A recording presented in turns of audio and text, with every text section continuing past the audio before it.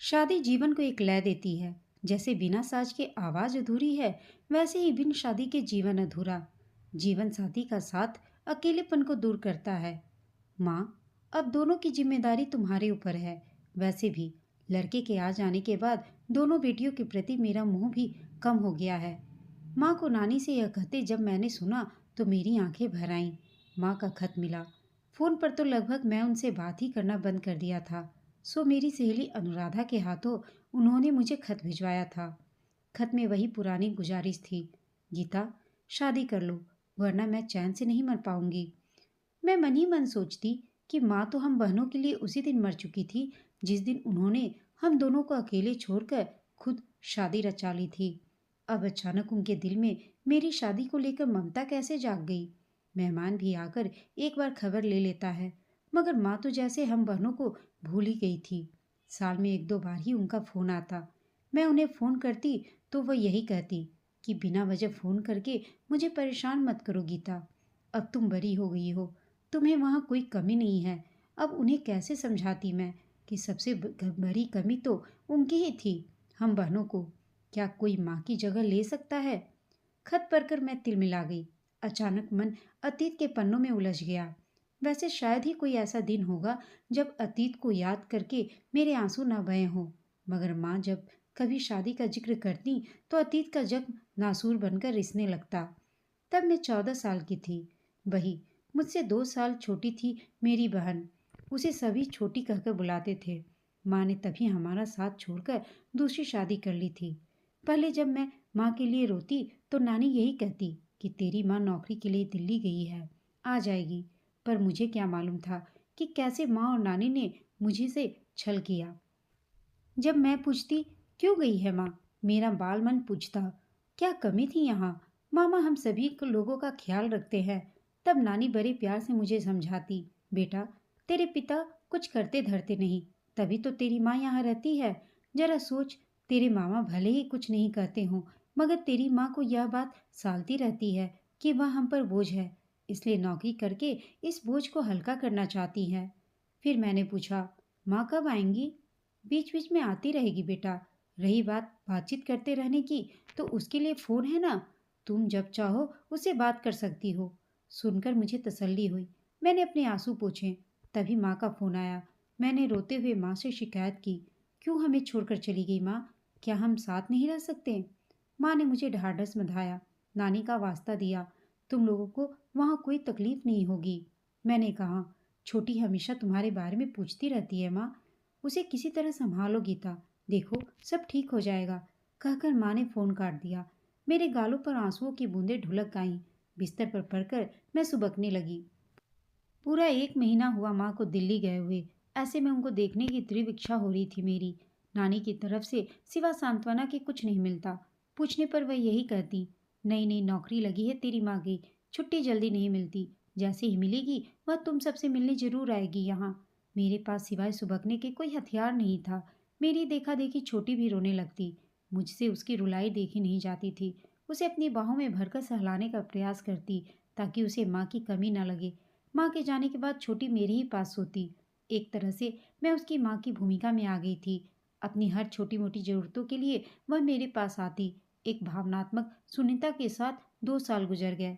जब भी फोन करती मैं माँ को, माँ यही कहती, बहुत जल्द मैं तुम लोगों से मिलने आऊंगी, मगर आती नहीं थी। हमारा इंतजार महज भ्रम साबित हुआ। आहिस्ता आहिस्ता हम दोनों बहनें बिन माँ के रहने के आदी हो गए। मैं बड़ी हो गई। एक दिन शाम को जब स्कूल से घर लौटी तो देखा माँ आई हुई है। देखकर मेरी खुशी की सीमा न रही। माँ से बिछोह की पीड़ा ने मेरे सब्र का बांध तोड़ डाला और बह निकला मेरे आंखों से आंसुओं का सैलाब, जो रुकने का नाम ही नहीं ले रहा था। नानी ने मुझे संभाला। अब तुम कहीं नहीं जाओगी, सिसकियों के साथ मैं माँ के साथ बोली। वे चुप रही। उनकी चुप्पी मुझे खल गई। जहाँ मेरे आंसू थमने का नाम नहीं ले रहे थे, वहीं माँ का तटस्थ भाव अनेक सवालों को जन्म दे रहा था। क्या यहाँ आकर उन्हें अच्छा नहीं लगा। 2 साल बाद एक माँ को अपने बच्चों से मिलने की जो तरफ होती है, उसका मैंने माँ में अभाव देखा। शायद नानी मेरे मन में उठने वाले भाव को भाप गई। वे मुझे बड़े प्यार से दूसरे कमरे में यह कहती हुई लेंगी कि तुम्हारी माँ लंबी यात्रा करके आई है, उसे आराम करने की जरूरत है, जो बातें करनी हो कल कर लेना। ऐसे मैंने पहली बार सुना। अपनी औलाद को देखकर माँ बाप की सारी थकान दूर हो जाती है। यहाँ तो उल्टा हो रहा था। माँ ने ना हमारा हालचाल पूछा, न ही मेरी पढ़ाई लिखाई के बारे में कुछ जानने की कोशिश की। उन्होंने एक बार भी यह भी नहीं कहा कि बेटे, मेरी गैर मौजूदगी में तुम लोगों को जो कष्ट हुआ उसके लिए मुझे माफ कर दो। छोटी भी लगभग उपेक्षित सी माँ के पास बैठी थी। माँ के व्यवहार में आए इस अप्रत्याशित परिवर्तन को लेकर मैं परेशान हो गई। बहरहाल मैं अपने कमरे के बिस्तर पर लेट गई। वैसे भी माँ के बगैर रहने की आदत हो गई थी मेरी। लेटे लेटे मन माँ के ही इर्द गिर्द घूमता रहा। 2 साल बाद मिले भी तो माँ बेटी अलग अलग कमरों में लेटे हुए थे। सिर्फ छोटी जिद करके माँ के पास बैठी रही। अचानक एक छोटे से बच्चे के रोने की आवाज़ मेरे कानों में पड़ी। मुझे अचरज हुआ। उठकर नानी के पास आई। नानी, किसका बच्चा रो रहा है? नानी कुछ नहीं बोली, मानो वे मुझसे कुछ छिपाना चाहती हों। कोई जवाब ना पाकर मैं माँ के कमरे में आई। देखा, माँ एक बच्चे को गोद में लेकर दूध पिला रही थी। मेरे चेहरे पर शिकन पड़ गई। माँ के करीब आई। माँ, यह किसका बच्चा है? माँ ने भी वही किया जो नानी ने। उन्होंने निगाहें चुराने की कोशिश की मुझसे, मगर जब उन्हें सफलता नहीं मिली तो नानी ने पर्दाफाश किया। यह तुम्हारा छोटा भाई है। तुम्हें हमेशा शिकायत रहती थी ना कि तुम्हारे कोई छोटा भाई नहीं है। लो, अब अपनी ख्वाहिश पूरी कर लो। नानी ने बच्चे को माँ से लेकर मेरे हाथों में दे दिया। एक बारगी मैं असमंजस की स्थिति में आ गई। बच्चे को गोद में लेती हुई यह पूछने से अपने आप को रोक न पाई कि माँ, यह भाई कहाँ से आया? माँ दुविधा में पड़ गई। वे भरसक जवाब देने से बचती रहीं। बच्चे को भाई के रूप में पाकर कुछ क्षण के लिए मैं सब कुछ भूल गई, मगर इसका मतलब यह नहीं था कि मेरे मन में सवालों की घड़ी खत्म हो गई हो। रात में ठीक से नींद नहीं आई मुझे। करवटें बदलते कभी माँ तो कभी बच्चे पर ध्यान चला जाता।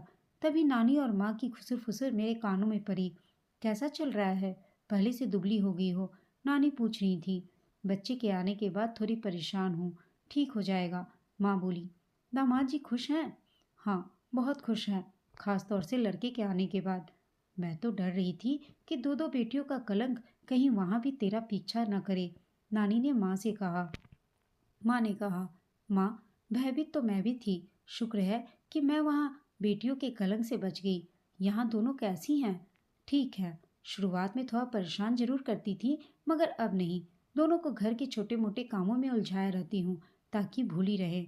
माँ, अब दोनों की जिम्मेदारी तुम्हारे ऊपर है। मैं अब शायद ही अपनी नई गृहस्थी से उबर पाऊँ। वैसे भी लड़के के आ जाने के बाद दोनों के प्रति मोह भी मेरा कम हो गया है। ऐसा नहीं कहते, नानी ने माँ को टोका। क्यों न कहूँ माँ, बाप नालायक, इन दोनों के बोझ से मुक्त होना क्या आसान होगा? सब अपनी अपनी नियति कब पाते हैं। कुछ सोचकर नानी फिर बोली, तुमने दामाद जी से बात की थी? किस सिलसिले में? माँ के माथे पर बल पड़ गए। दोनों बेटियों को अपने पास रख लेने के लिए, ताकि भरा पूरा परिवार हो जाए। पागल हो गई हो माँ? जिसकी बेटियां हैं उसे ही फिक्र नहीं होती, भला वे क्यों जहमत उठाएं? नानी यह सुनकर गंभीर हो गई। वे उभरी। तुम्हें बेटियों के बारे में भी सोचना चाहिए। तुम्हारा भाई अधिक से अधिक इनको पढ़ा लिखा देगा। रही बात शादी ब्याह की, उसका क्या होगा? तब की तब देखी जाएगी माँ। दोनों का वार्तालाप मेरे कानों में पड़ा। सुनकर मेरी आंखें भर आईं। एक माँ के लिए बेटी इतनी बोझ होगी कि उसे अपनी दूसरी शादी की तो फिक्र है, मगर अपनी बेटियों के भविष्य की नहीं। तब मैंने मन बना लिया था कि आइंदा कभी भी माँ को फोन नहीं करूंगी। उन्हें अपने बेटे से मोह है तो मुझे अपने आप से। मैं अपने पैरों पर खड़ी होकर दिखला दूंगी कि मैं किसी पर बोझ बनने वाली नहीं। 1 हफ्ते रही होंगी माँ हमारे साथ। उनका रहना न रहना हमारे लिए बराबर था। उनका ज़्यादातर समय अपने नवजात शिशु के लिए ही था। हम तो जैसे उनके लिए गैर हो गए थे। बहरहाल एक दिन एक आदमी आया जिसे माँ ने पिता कहकर हम दोनों बहनों से परिचय करवाया। मुझे वह आदमी कुछ जाना पहचाना लग रहा था। वह हमारा किस रिश्ते से पिता हो गया यह मैंने बाद में जाना। उसके साथ माँ चली गई, एक अनसुलझे सवाल का जवाब दिए बगैर। माँ एक रहस्यमयी व्यक्तित्व के साथ हमारी नज़रों से दूर चली गई। इस बार मैंने अपने आंसुओं को बहाकर जाया नहीं किया, क्योंकि कुछ कुछ हालात मेरी समझ में आ चुके थे। फिर भी वे हमारी माँ थी, हम उनकी ज़रूरत थी, जबकि मैं अच्छी तरह समझ चुकी थी कि हमारी माँ अब हमारी नहीं रही, बल्कि उस बच्चे की माँ बन चुकी थी जो उनकी गोद में था। वह जाना पहचाना व्यक्ति निश्चय ही माँ का पति था, जिसके साथ उन्होंने एक अलग दुनिया बसा ली थी और हमें छोड़ दिया लावारिसों की तरह नानी के घर में पलने के लिए। सोचकर मेरी आंखें आंसुओं से लबरेज हो गई। छोटी तो चुप होने का नाम ही नहीं ले रही थी। माँ के जाने के बाद मैंने उसे समझाया। मैंने कहा, देख छोटी, हमें माँ के बगैर जीने की आदत डालनी होगी। मन को खरा कर छोटी कहकर मैंने उसे सीने से लगा लिया। दीदी, माँ अब कभी नहीं आएगी? छोटी के कथन पर रुलाई तो मुझे भी फूट रही थी, मगर किसी तरह खुद पर नियंत्रण रखा था। माँ का जब तक इंतजार रहा तब तक तसल्ली रही। अब तो स्पष्ट हो गया कि वे हमारी नहीं रही। शायद ही कभी वे इधर का रुख करेंगी भी तो 2-4 साल में एक आध बार। उनका होना ना होना बराबर था हमारे लिए। पर पता नहीं क्यों मन मानने के लिए तैयार न था। मेरी सगी माँ, जिन्होंने हमें 9 महीने गर्भ में रखा, पाला पोसा, अचानक इतनी निर्मोही कैसे हो सकती है? क्यों उन्होंने हमसे विमुख हो दूसरे व्यक्ति का दामन थामा? क्या वह व्यक्ति हमसे ज्यादा अहमियत रखता था माँ के लिए? खून के रिश्ते क्या इतने कमजोर होते हैं कि कोई भी ऐरा गहरा तोड़ दे? कोई माँ कैसे अपने अबोध बच्चों को छोड़कर दूसरी शादी कर लेती है?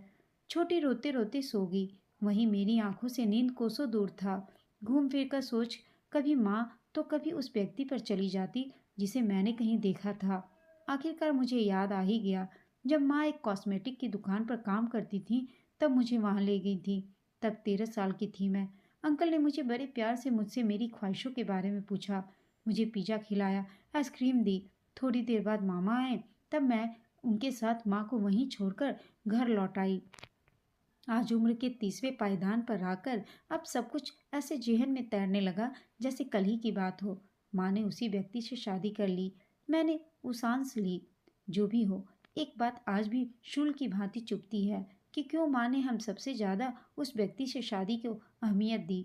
क्या हमें पाल पोस कर बड़ा करना उनके जीवन का मकसद नहीं हो सकता था? जब शादी करके बच्चे ही पालने थे तो हम क्या बुरे थे? अगर इतना ही बेगानापन था हमसे तो छोड़ देती हमें पिता के पास। काम धाम नहीं करते तो क्या करते? कम से कम उन्हें अपने खून के रिश्तों का ख्याल तो होता। हो सकता था कि हमें देखकर ही वे कुछ काम धाम करने लगते। अनायास पापा की याद आने लगी। 5 साल की थी जब माँ ने पापा का घर छोड़ा। नानी कहती, तेरे पिता गैर जिम्मेदार थे। भरी हुई तो नानी से पूछा, नानी, माँ की शादी हुई तब उनकी उम्र मात्र 16 साल की थी और पापा की रही होगी 21 साल। यही ना आपने हमसे बताया था? इतनी छोटी उम्र में माँ न शादी लायक थी और ना ही पापा घर गृहस्थी संभालने लायक। आपने तो अपना बोझ हटाया, मगर पापा को तो मौका दिया होता संभालने का। 25 साल के बाद ही आदमी कुछ करने की स्थिति में होता है। मगर आपको तो माँ की शादी के साथ उनके कमाने की जल्दी थी। माँ को क्या कहें, वे अपरिपक्व थी जो विवाह को मजाक समझा और चली आई आपके साथ रहने। आपने भी उनका सपोर्ट किया। क्या फायदा हुआ ऐसी शादी करने से जब लड़की मायके में ही आकर रहने लगे?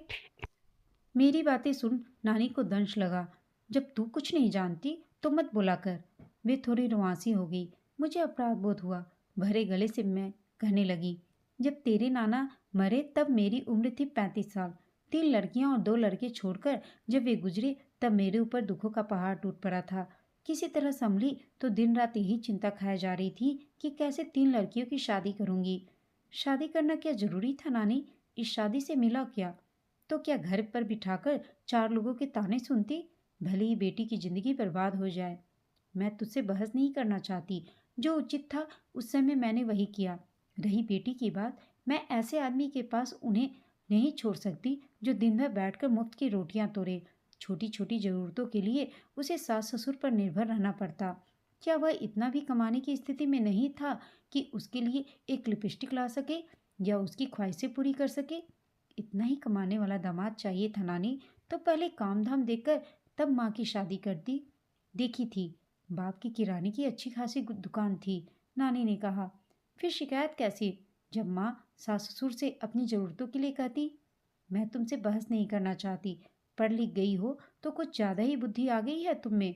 नानी ने कहा, नानी, मैं सिर्फ इतना कहना चाहती हूँ कि कम उम्र में शादी करके आपने घोर अपरिपक्वता का परिचय दिया है।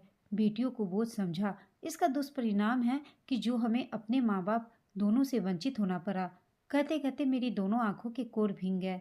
पता नहीं क्यों मुझे माँ का चाल ढाल भी मर्यादित नहीं लगा, खास तौर से उनके पहनावे और बनाव श्रृंगार को लेकर। तब मेरा बालपन उतना समझने में सक्षम नहीं था। परंतु उस समय की देखी सुनी चीज़ों का अर्थ अब समझ में आने लगा था। माना कि माँ की उम्र ज़्यादा नहीं थी, फिर भी उन्हें इसका तो ख्याल होना चाहिए था कि वे 2 बच्चियों की माँ हैं और मायके में रह रही हैं।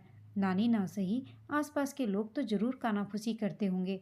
ऐसे में उनकी और भी ज़िम्मेदारी बनती थी कि वे मर्यादा में रहें। क्या पता नानी ना शादी होती तो कोई दूसरा उनकी ज़िंदगी में आए और वे दूसरी शादी कर लें। और हुआ भी वही।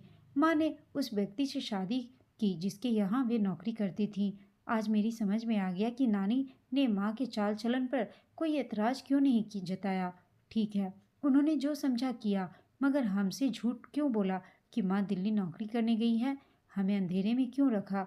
यह सोच के मेरा मन दुखी हो गया। पापा एक आध बार हमारे यहाँ आए, मगर माँ और नानी ने उन्हें बड़ी निर्लजता के साथ घर से निकाल दिया। उसके बाद वे कभी नहीं झाँके। हाँ, हो सकता है उन्होंने भी दूसरी शादी कर ली हो। आहिस्ता-आहिस्ता मैं और छोटी ने बिन माँ के रहना सीख लिया। पहले माँ का फ़ोन आ भी जाता था, मगर धीरे-धीरे वह भी आना बंद हो गया। हमने भी फ़ोन करना बंद कर दिया। मन बना लिया कि मैं और छोटी पढ़ लिख कर अपने पैरों पर खड़ी होंगी। आज हम दोनों बहनें अच्छे-अच्छे ओहदे पर हैं। छोटी ने प्रेम विवाह कर लिया, मगर मैंने नहीं। उम्र के 30वें पायदान पर आकर भी शादी का ख्याल नहीं आया। शादी से वितृष्णा हो गई है मुझे। शादी ही तो थी माने जिसके चलते हम उनके प्यार से महरूम होना पड़ा। खून से ज़्यादा अगर शादी अहमियत रखती है तो मैं ऐसी शादी को ठुकराती हूँ। मेरे लिए बेटी के रूप में छोटी थी जिसे मैंने माँ सदृश पाला। आगे भी उसी की खुशी में अपनी खुशी तलाशती रहूँगी। मेरे जीवन का मकसद भी यही था कि छोटी को फलता फूलता देखूं। माँ को मेरे आशय की खबर लगी तो पहले फ़ोन किया। जब उससे सफलता नहीं मिली तो मेरी सहेली अनुराधा से खत भिजवा दिया। मैंने अनुराधा को खूब खरी खोटी सुनाई कि क्यों लिया उनका खत। मैं उनसे नफरत करती हूँ। आज अचानक जिम्मेदारी का ख्याल आया उन्हें। हमें बेटी माना होता तो ठीक था। हमें तो लावारिस की तरह नानी के पास रखकर चली गई, खुद दूसरे के साथ। तुम्हें माँ के बारे में ऐसा नहीं कहना चाहिए, अनुराधा ने मुझे टोका। मुझे किंचित अफसोस हुआ। अनुराधा, मैं किसी के चरित्र पर उंगली नहीं उठा रही हूँ। मेरे कहने का आशय यही है कि उन्होंने जो किया वह क्या वह ठीक था? अनुराधा ने कोई जवाब नहीं दिया। छशांस चुप्पी के बाद वह बोली, मैं चाहती हूँ गीता कि तुम एक बार अपनी माँ से मिल लो। मैं उनकी शक्ल भी देखना नहीं चाहती अनुराधा। तुम्हारी प्रतिक्रिया वाजिब है। तुम्हें उनके नहीं अपने तरीके से सोचना होगा। उनकी दूसरी शादी उनकी तब की परिस्थिति और सोच पर निर्भर थी, जबकि तुम्हारी शादी आज की परिस्थिति पर। वे ज़्यादा पढ़ी लिखी नहीं थी, लेकिन तुम तो हो और अच्छी तरह जानती हो कि शादी जीवन को एक लय देती है। जैसे बिना साज के आवाज़ अधूरी है, वैसे ही बिन शादी के जीवन अधूरा। जीवन साथी का साथ अकेलेपन को दूर करता है, फिर सारे गिले शिकवे दूर हो जाएंगे। न मन में नफरत के भाव आएंगे और न ही व्यवहार में चिड़चिड़ापन। मेरे मन पर अनुराधा की बातों का प्रभाव पड़ा। एक हद तक वह ठीक थी। ऑफिस से घर जाती तो मेरा अतीत मेरा पीछा नहीं छोड़ता। कब तक माँ को दोष देती रहूंगी? उन्हें कोसने से मुझे अब क्या मिलने वाला है? इससे उभरने का यही तरीका था कि मैं शादी करके एक नए नज़रिए से दुनिया को देखूं। काफ़ी सोचकर मैंने अपनी पसंद के एक सहकर्मी से शादी कर ली, मगर माँ को नहीं बुलाया। यह मेरी चिढ़ थी या प्रतिकार, इसे जो भी कहा जाए वे निष्ठुर हो सकती हैं, तो मैं क्यों नहीं। हाँ, यह खबर मैंने अनुराधा से उन तक जरूर भिजवा दी। एक बात मुझे जीवन भर सालती रहेगी कि क्या कोई माँ खुदगर्ज हो सकती है, या यह मेरा भ्रम है। मेरी शादी की खबर मिलते ही वो मेरे पास आईं और मुझसे अपने किए की क्षमा मांगी। लेकिन शायद अब मैं उन्हें कभी ज़िंदगी में माफ़ नहीं कर पाऊंगी, क्योंकि मैंने जो खोया वह मैं ही जानती हूँ। दोस्तों, आपको यह कहानी कैसी लगी? कमेंट करके बताइएगा। साथ ही कहानी अच्छी लगी हो तो इसे लाइक, शेयर और चैनल को सब्सक्राइब अवश्य कीजिएगा। कहानी सुनने के लिए आप सबका धन्यवाद।